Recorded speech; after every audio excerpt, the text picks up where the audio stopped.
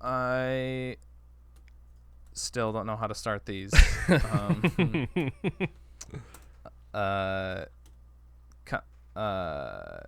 How's it going, everybody? We're back. Thanks for. No, I don't want to say welcome back. So that's what I say. Oh, I said we're back. We're back. We're back, like the movie with you. the dinosaurs. Okay. Thank you for joining us once more for the boys. No, boys will be the boys. Our SidePod fucking thing. Whatever. We review the boys. Yeah. We're on season 3, episode 2, The Only Man in the Sky. We're still kind of playing catch up since the show surprised us by dropping 3 episodes at once. And we're trying to make this a topical, up-to-date side pod. So yeah, we're doing a little extra legwork this week. I'm sweating my ass off for this. Are you? Is it hot where you're at? Yeah, we're trying to not just pay a shitload of money on our air conditioning for the summer. So it's like there's like a certain it's like under 80. We could just chill with the windows open, but yeah, it still gets warm. And there's not much you can. We'll turn the AC on when we go to bed, but until then, we just kind of leave the slider open and pray for the best. Yeah, I know. I know the vibe. So how do we do this? Because again, doing synopses for like individual episodes seems a little. Where do we just want to kind of go into like standout things? Well, I guess I'll say I noticed after some pretty major moments in the first episode, I would say there's not really like as many like extreme, the boys moments in this one. There's a pretty good one. There's one that got me pretty good. What was it? The guy in the Homelander mascot that gets obliterated. Oh, yeah. I forgot about that. That one. It wasn't really the violence that got me this time, but what got me the most with this episode was the way that the show was being topical, which usually I'm worried about when shows try to be self-referential towards any sort of cultural movement. But I think with the boys it works because Vought is a soulless marketing company. And so when they first go to the Vought amusement park to set off the kind of the events of the episode, trying to find Crimson Countess, who is Countess, yes. And she's the former love interest of Soldier Boy, who's like this dude that they're looking for. So they go to this Vought theme park, and like the first thing you see when they walk in is Queen Maeve's inclusivity kingdom. Oh yeah, all that stuff and like LGB turkey legs. Yes. That kind of shit. The BLM, BLT. Yeah. Woke right. Walk got me pretty good. Yeah. I was like, oh, holy shit. Because I think that was a thing in the season 1 or 2. It was like, oh my God, like Maeve is a lesbian and this is a PR disaster because that's all they care about is like raw data and numbers and like, oh, well, if you're gay, that doesn't pull well with our, traditionally right-leaning kind of American patriot audience. Mm-hmm. But as soon as they find out a way to spin it in a marketable, palatable way, they just cover everything in rainbows.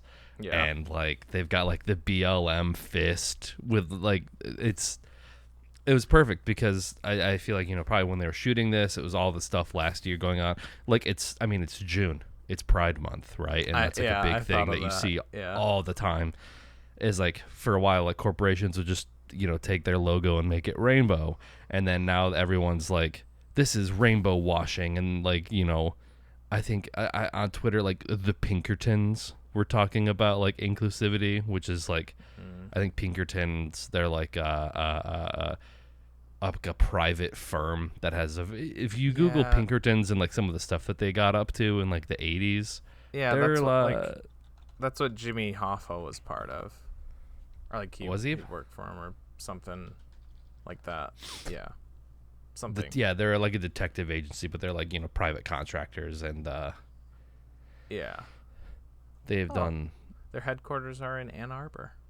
Didn't know Oh, that. what? Yeah. Oh no. Yeah. Basically they do sketchy shit like the CIA does. So it's like Yeah. the fact that all, you know, like Halliburton and all these like weapons manufacturers will put out, you know, videos of women in STEM, like that kind of shit. So Yeah. I thought I feel like most shows trying to do that, I'm like about, but I think with The Boys and the whole marketing thing, I think that it worked perfectly for that. It was really good. Yeah. Yeah, I would say this episode this episode probably was like it was chock full of that shit, cuz not only was there that whole thing, but also there's like the whole thing where Butcher goes to the gun expo to go talk to Gunpowder. Yeah. Which Was his penis a gun? Was his penis a gun? Gunpowder? Yeah. It was very strangely so there's a moment with Butcher and Gunpowder at the urinal. Butcher's kind of like talking to him, and like there's a part where he you know, when you shake the piss driblets, but it sounded like gun parts. So I was like, is that his superhero thing? Like he's got like a cock gun, but then it never, I don't know, maybe it was just the gun on his back that was clinking. But the way that he did it, he was like shaking his zipper. I was like, because that just sounds like a very The Boys thing. Like this soup has like a literal, you know, gun penis. But yeah, I was wrong. I wasn't sure. Yeah. No. I think he's just basically supposed to be Hawkeye, but with guns, pretty much. Yeah, that's how I took it. Or what was it, Deadshot from Suicide Squad? Right. Yeah, I guess that's that's Hawkeye with guns already. Yeah. Oh well, okay. Yeah. Because there's the scene where he like lines up the shot and it ricochets off the thing. I was like, oh yeah, that's. He tried to do the thing we're talking about to Butcher. Yeah. But yeah, that was I want to say there's a part where like you see like kids with them, and that part especially like struck me because I had just seen like online.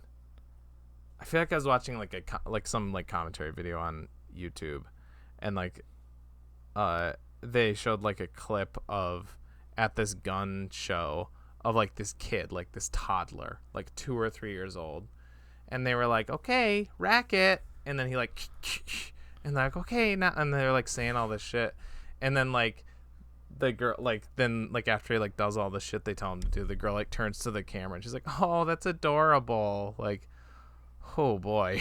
Yeah.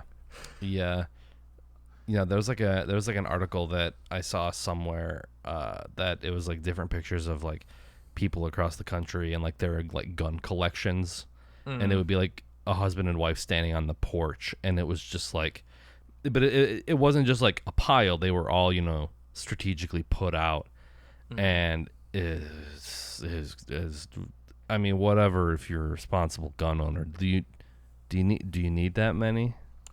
Do you? Yeah. Also, what did I search? I searched for when we were coming home last night. I can't remember what it was, but I searched, or maybe it was the night before, and I searched for some town. Maybe it was a town that we had driven through, and like the thing that came up when I like typed in the town was name of town shooting, and I was like, what? So I clicked on it, and it was like, yeah, there was a mass shooting like the night before at whatever the town this was.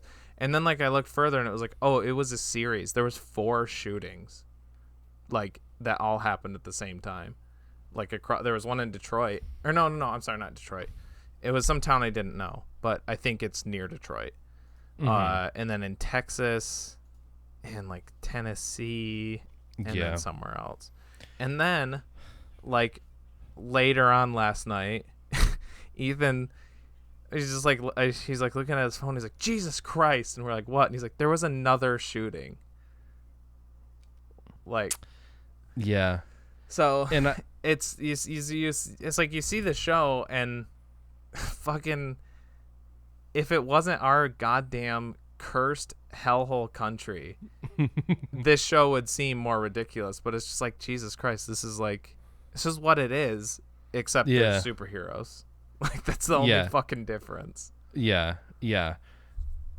And there have been a lot of shootings lately, and even then I'm like, these things probably happen. In my mind, I think it's all marketing, because like shootings happen probably more often than like we really, because there's like, there's like school shootings, but then there's like disputes with people, like, down the street, something happens, they're not all like on a mass scale, but it's like, even then I feel like I've seen more articles lately about them because there have been so many high profile shootings, where I'm just like, one, I guess I'm good that like there's awareness being raised about the issue, but also you're just posting about every shooting you can because it gets you clicks and views. So I'm just like, that feels dirty too. I'm gonna go let my cat in. Hold on. Okay. I think that's what I think Ethan said after, like, that it's not like there's more shootings, it's just that we're hearing about them more now, which like, and it doesn't even phase us either. That's like the thing, is just like, oh yeah, like that's like the worst part, is that it's just become a thing that's like, oh yeah, that's just another news story. It's the news now. Yeah, it's like you said, like, I guess it's good, but there's not gonna be any fucking reform, not here. Not in this world. So I don't know, I don't want to say it's like pointless, because I'm sure the people who were affected by it would want people to know. Yeah But yeah, I don't know. It sucks. World sucks. It's a good thing we have this great escapist entertainment like The Boys to watch every night, to take a break from all of the corporate evil that we see on a daily basis. Yeah. I mean, the fact that it's on Amazon. I know. So fucking unaware. It's I do wonder if they like were purposefully indulging in like just Butcher just beating the shit out of gunpowder, like one of the like gun rights activist dudes, like, because that was pretty satisfying. It was.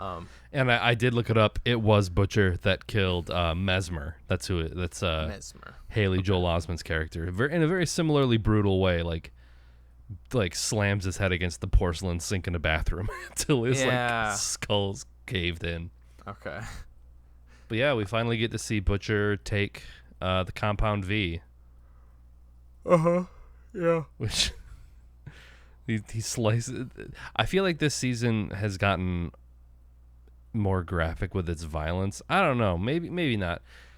Maybe I'm just more I'm noticing it more because we just watched like the new season of Stranger Things, and I don't know if you've seen that yet, but not yet. It's a lot darker. It's a lot more horror like scenes when like the Demogorgon or whatever like attacks someone. It like sucks the skin off their face and they don't cut away from it. Oh. So it's like, wow. Oh shit. And so maybe I'm just like more hyper aware of it, but they do it. Yeah, the way that like his skull kind of did because like Butcher doesn't know how to control his laser eyes, so he just kind of flails around. Mm-hmm. Yeah. Shit. What was I gonna say about gunpowder?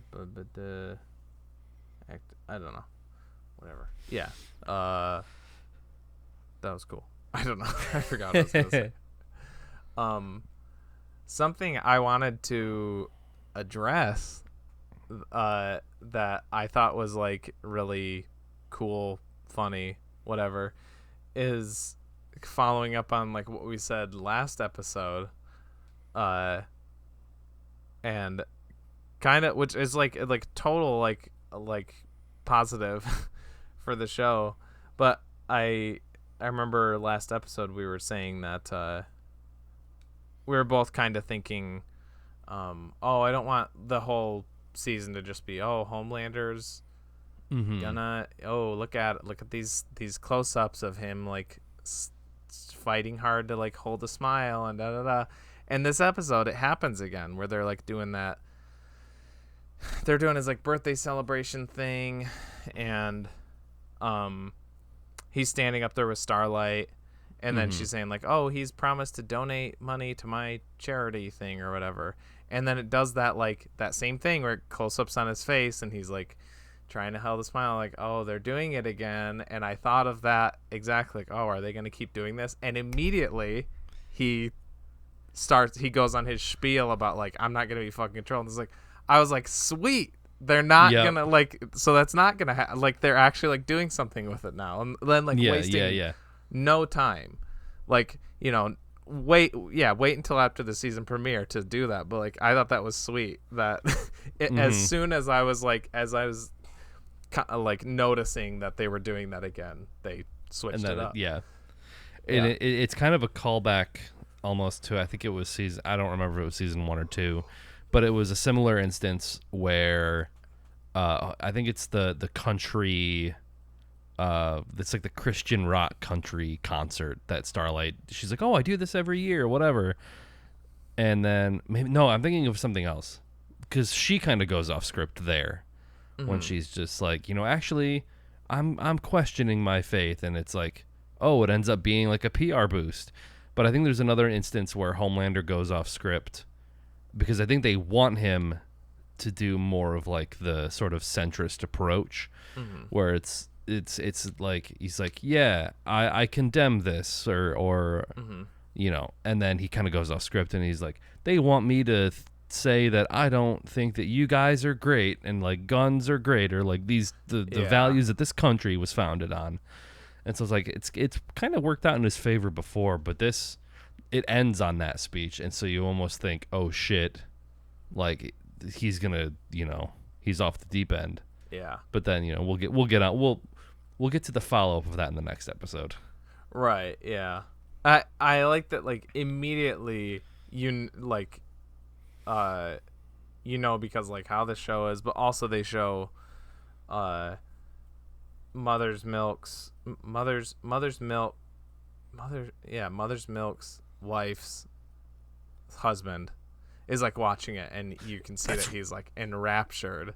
And I was like, oh fuck me, I know exactly what's gonna happen. Like I knew right away, like, oh, this is only going to work out in Homelander's favor. Yeah. Because that's, see, I thought I was almost rooting for Mother's Milk's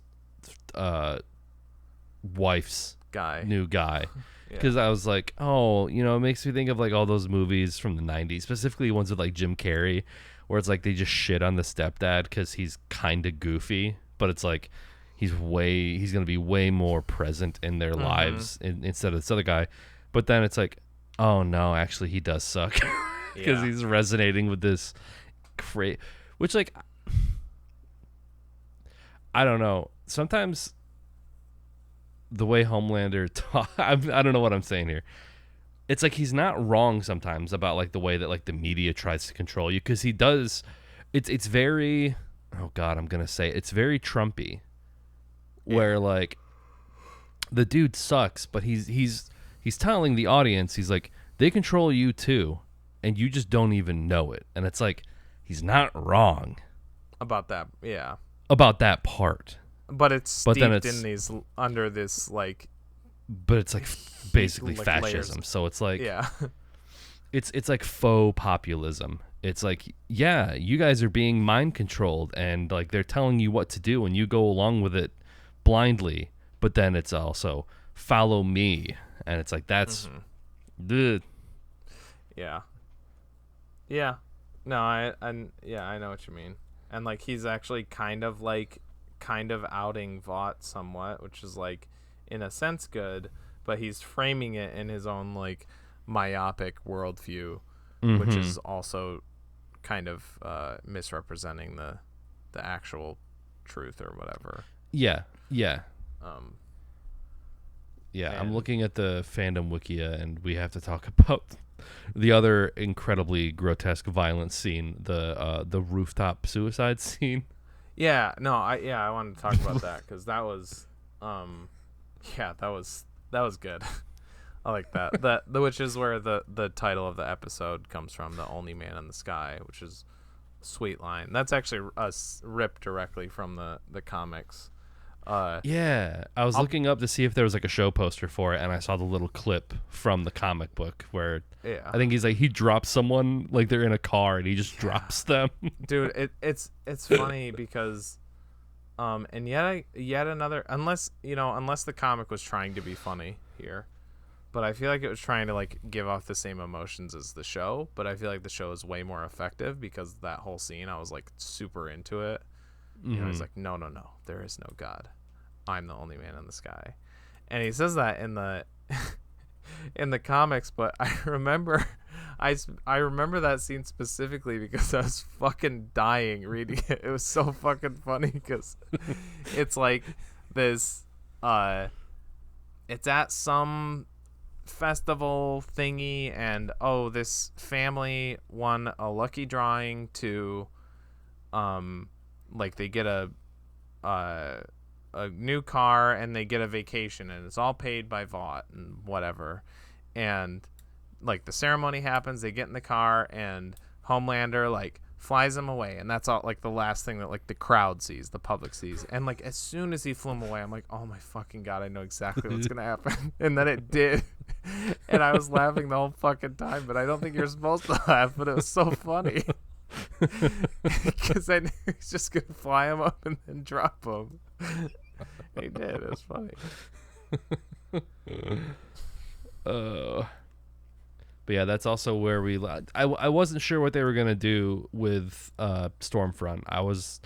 Because like there really was no reason to keep her around. Because I was like, oh shit, is she gonna like slowly build up her strength again and like become a threat? But no, she's pretty vegetative. Yeah.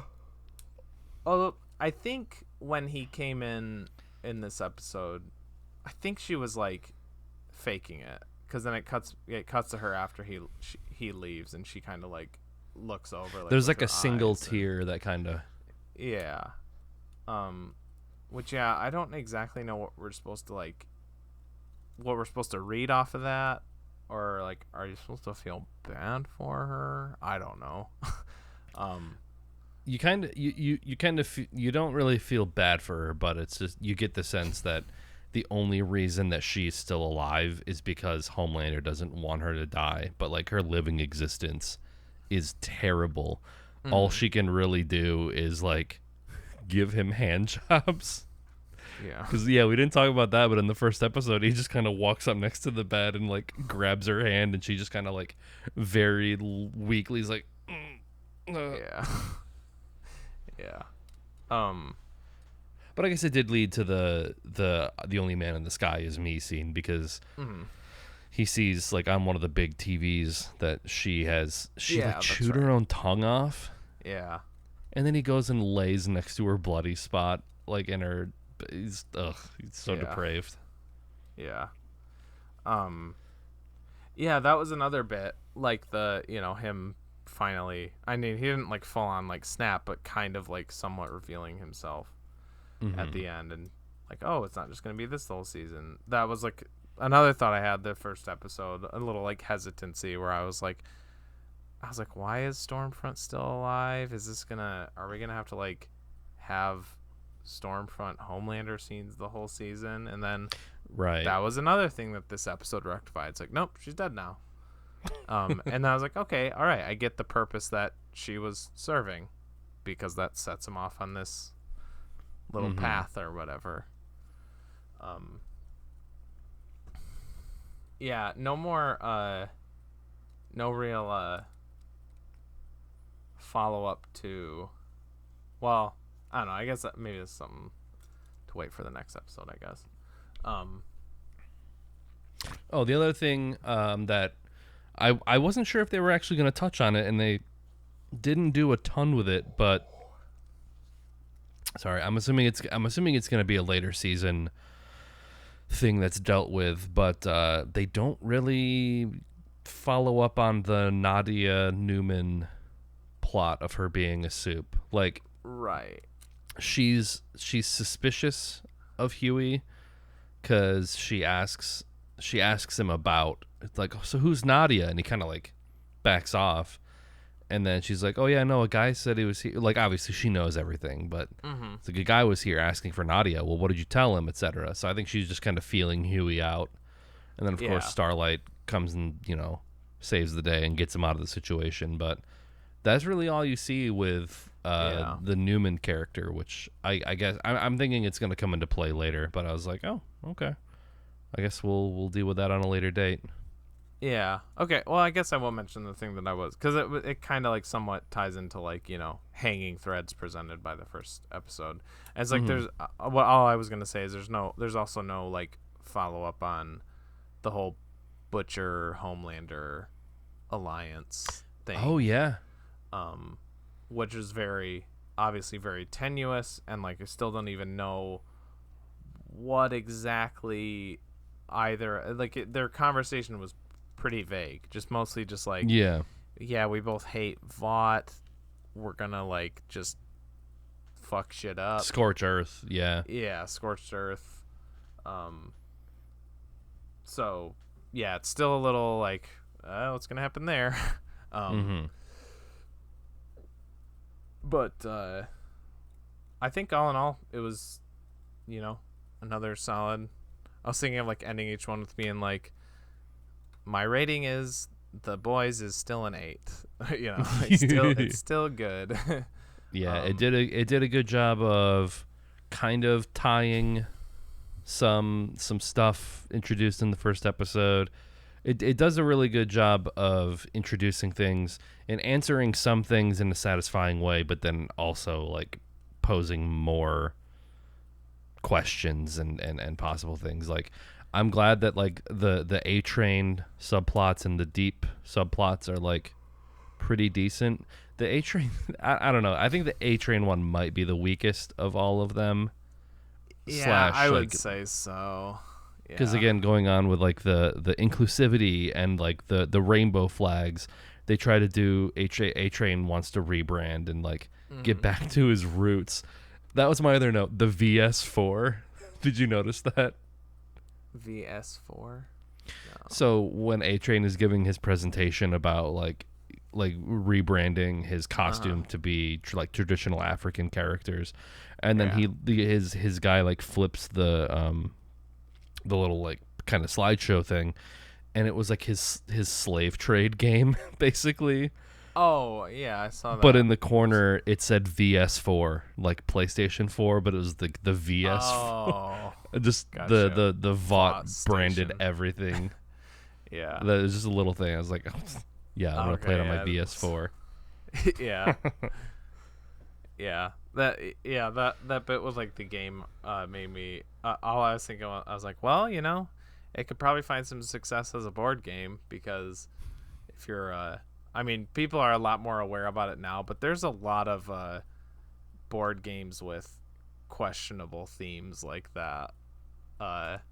Not necessarily directly the slave trade, but there's a lot where it's like, oh, you're playing like this, it's a period piece board game, and you're playing like colonialists, and these are your little pieces, and these represent your slaves, like that kind of stuff. But it's all like, yeah, but it's because they do these actions for you on your turn. And I don't know, there's been a lot of kind of sketchy board game themes, because they kind of got to reach sometimes for how to depict or illustrate like what to do in the game. I don't know how to explain it, but there's been a lot of that with like D&D lately too, like a re-examination of different like races and classes, and like oh, like orcs are supposed to be black people, and it's not a great representation. Like, Yeah. there's sort of a reanalyzing of all of these types of things. But outright slave trade games, that's Yeah. it's slavery, but with extra steps. Yeah. Like the Yeah. That's a weird note to end this one. Well, something I guess I want to mention before we wrap up is that they, and maybe they probably said it in the first episode, but I guess I'll say that like I didn't, because we were kind of questioning what the whole reason they were going after Soldier Boy was. But it's because, and I don't fully understand like how, like, because I still thought that Homelander's still like the most powerful or whatever, but basically they're trying to find Soldier Boy because they think that he can kill Homelander, I guess. He's like their secret weapon that they can direct at him. I don't exactly know how or why they think they'll be able to control him, or if they think he's dead and they'll just be able to harness his power. I still don't fully understand it, but that's like kind of their goal with it or whatever. So yeah. But yeah, We'll find out more about that on the next episode. Yeah, we will, which will come out shortly. I guess I'll say just as like a little short end spiel for this is I won't do like our whole thing, but if you stumbled upon this and you haven't listened to our other show, this is part of There'll Be Duds. I mean, it's probably in the same feed. I don't know how this works, but maybe some people are looking for the boys stuff. They see this. We do a movie review podcast where we review movies, usually not as popular as something like The Boys, but us and at least one other person, sometimes more, kind of in a similar casual style, but a bit more structured than this, I'll say that. So yeah, if you're listening to this and you haven't checked that out, go do that, I guess. We're going for that Jimmy Stewart The Boys audience. Yeah. that crossover. Okay. Until next